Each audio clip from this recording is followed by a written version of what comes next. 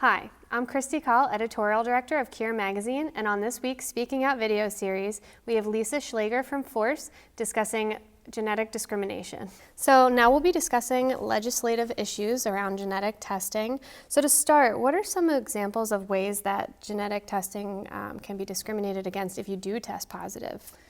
So I wouldn't say genetic testing can be discriminated against, but an individual could be discriminated against. And so we do have some laws and protections to ensure that individuals are not denied health care, for instance, or their information about their genetic predisposition to disease can't be used against them to deny them employment. Mm-hmm. Some of those laws include the Genetic Information Nondiscrimination Act, or GINA, which does cover both health insurance and employment. And for that reason, it basically says that an employer cannot use that information in hiring or firing or promotions or salary decisions. In healthcare, it says that your genetic predisposition may not be used to deny you health insurance or to increase your premiums.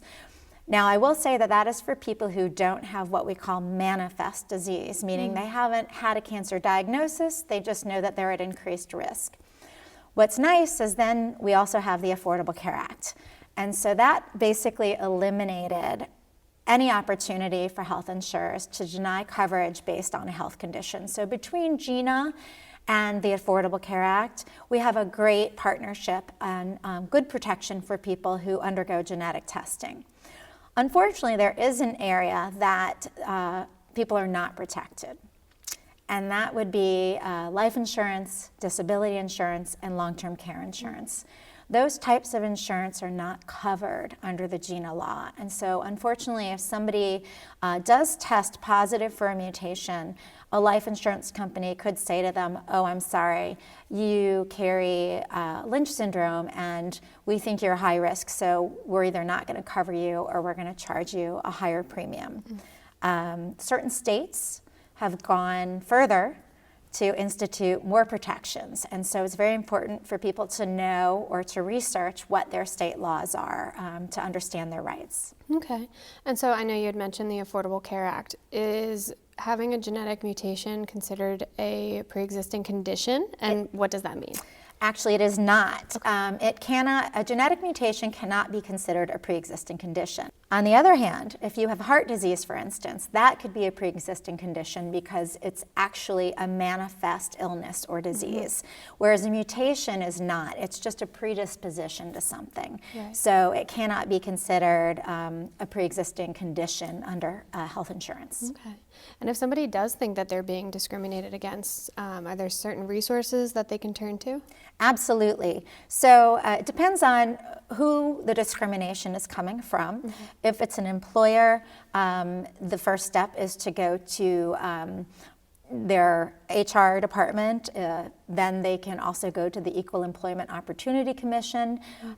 We have information about this on our website and step-by-step instructions on what to do if you feel you're being discriminated against. When it comes to health insurance, the pathway is a little different. But basically there are agencies and checks and balances, so if an individual feels that the information is being used improperly, they do have recourse.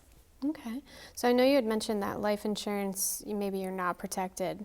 Can they increase premiums afterwards? So if you get life insurance first and then get tested and test positive? Good question.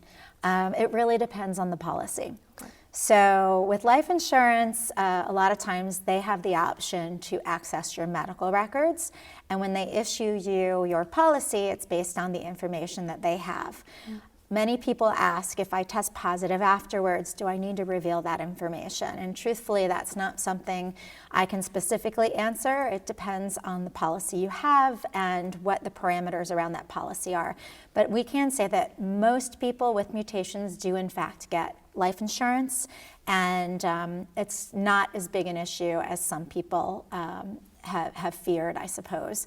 Where we do see more issues is if somebody's already had cancer, for instance. A lot of insurers want to wait 5 years until they'll insure you, or other types of significant diseases. Okay, so kind of switching fields a little bit. Are genetic tests covered by insurance? They are, most of the time. Okay. So there are some caveats. First and foremost, for genetic testing, under the Affordable Care Act, any service, preventive service, that gets an A or B rating from the U.S. Preventive Services Task Force, which establishes guidelines for preventive care here in the U.S., if it gets an A or B rating, it's got to be covered at no cost under the Affordable Care Act. So that includes mammograms starting at the age of 40 or colonoscopies starting at age 50, and also BRCA genetic testing if you meet the personal and family history criteria. So that criteria is outlined, and if you meet a certain risk threshold as assessed by your doctor or genetic counselor, then they can justify coverage of a BRCA test for all of the known BRCA mutations. I think where we, at no cost to the patient, I might add, which is wonderful. I think where we run into confusion and some complications sometimes is that we are now able to test for far more than just BRCA mutations. And so many labs are offering what's called multi-gene panel tests that look at dozens of potential mutations, which is very informative and is actually more the standard of care these days. Unfortunately, insurers are not required to cover this at 100%. So frequently what we see is patients end up paying either a copay or out of their deductible to cover the cost of this. However, most labs also have programs to ensure that patients don't have to pay too much out of pocket. Many labs will guarantee that you'll never have to pay more than $250. And if for some reason that amount is too difficult, there are assistance programs that can provide testing at no cost. Great. So how do you think that will affect how many people continue to get tested, or even more now? We are seeing more and more people getting tested, and especially more people finding that they have mutations other than the BRCA1 and BRCA2 mutations. One of the things we've discovered through research is about 50% of the mutations responsible for breast and ovarian cancers actually are mutations other than BRCA1 and BRCA2. Also, Lynch syndrome is actually more common, and there are 5 mutations there. So we're seeing more people expressing interest in testing. We are seeing more people testing.